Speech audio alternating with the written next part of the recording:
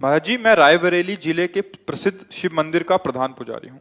लोगों से सुना है कि शिव मंदिर का पुजारी अगले जन्म में कुत्ते की योनि में जाता है। जब नहीं से मैं उसका, आपको हाँ हाँ, प्रतिदिन सुनता नहीं हूँ। उसका विषय से लोगों से नहीं, वाल्मीकि रामायण में लिखा हुआ है कि एक बार जो है एक ब्राह्मण देवता बड़े तपस्वी, वाल्मीकि रामायण में हमने स्वयं स्वाध्याय में पढ़ा था बहुत वर्ष पहले। तो वो भिक्षा मांगने गए तो उनको भिक्षा में कुछ नहीं मिला, तो गुस्सा में आ रहे थे तो डंडा हाथ में था, एक कुत्ता पड़ा था, तो उसकी खोपड़ी में दो चार डंडे जमा दिए। कुत्ते ने भगवान के दरबार में जाकर के कहा, प्रभु मेरी क्या गलती थी, मैं तो श्वान हूं, मार्ग में ही तो पड़ा रहूंगा ना।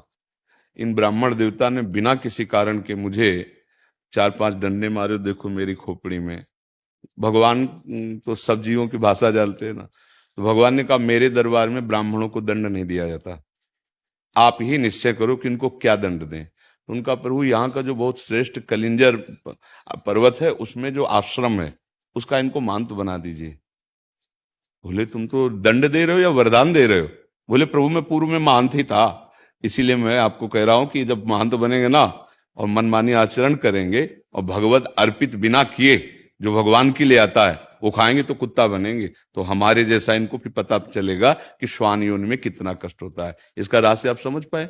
इसका रहस्य ये है कि जो भगवान के अर्पित करने के लिए आता है, वो आप शिव मंदिर की केवल बात नहीं है, किसी भी मंदिर की बात है। ब्रज के भक्तों में चरित्र आता है।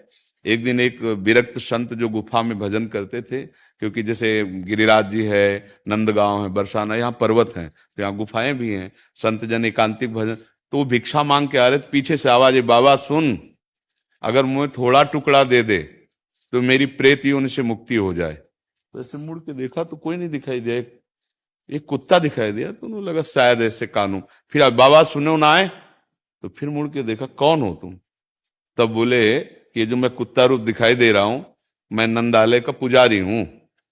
तो उनका प्रभु आप तो भगवत पार्षद हैं, आपकी ऐसी कैसे? तो उनका लाला के लिए अमनिया आता था, बिना भोग लगाए हमने उसको प्रयोग किया, तो उसके दंड में अगर आप अपनी जूठन करके दे देंगे तो अभी मैं मुक्त हो। तो बोले भैया यदि तुम्हें भगवत प्राप्ति हो रही है, दोष से मुक्त, तुरंत जूठन करके उन्होंने दे दी। बात यहां समझनी, शिव मंदिर ही नहीं, किसी भी मंदिर में आपके पास शिव जी के लिए जो कुछ आया है आप उनको अर्पित कर दिए, इसके बाद जो प्रसाद रूप से आप सेवन करते कभी आपकी दुर्गति नहीं हो सकती।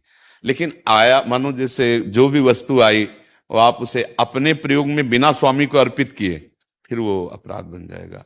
ऐसा नहीं है, हम उन्हीं के उपासक रहे हैं, उन्हीं के आए। मुक्ति तो अरे मुक्ति तुम यार, बहुत शिवलिंग है। अरे अरे उनकी बात जाने दो, हम कह रहे तुम अंगूठे में ऐसे भावना करके करो अभिषेक, मुक्ति हो जाएगी। शिव भावना तो करो तुम, बालू की शिवलिंग नहीं बनाया जाता। अरे यार कभी ऐसी बातों में, हाँ बात उसको अंतर की बात समझना।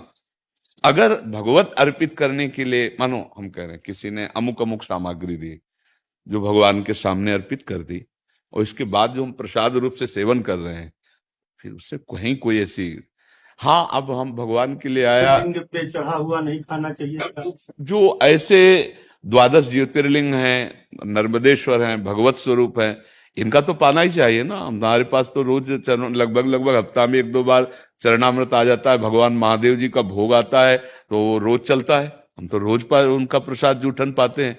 ऐसे नहीं, जो मतलब उस विधान को समझ, और ये अगर हम कहीं भी भगवत भावना करके उनका पाते तो दुर्गति हो सकती है क्या? कौन सा सिद्धांत है? भगवान हरि और भगवान हर में कोई भेद है क्या? तो कुछ बातें समझनी होंगी उसमें। अब हम लोग क्या करते हैं, छल कपट करने लगते हैं, सेवक की जगह स्वामी बन जाते हैं, उस बात का दंड मिलता है। नहीं तो भगवान की सेवा करने वाले की दुर्गति हो सकती है। आप शिव पुराण की आपको कथा सुना रहे हैं। एक चोर गया भगवान शिव के मंदिर में, अब वो बेचारे के पास खाने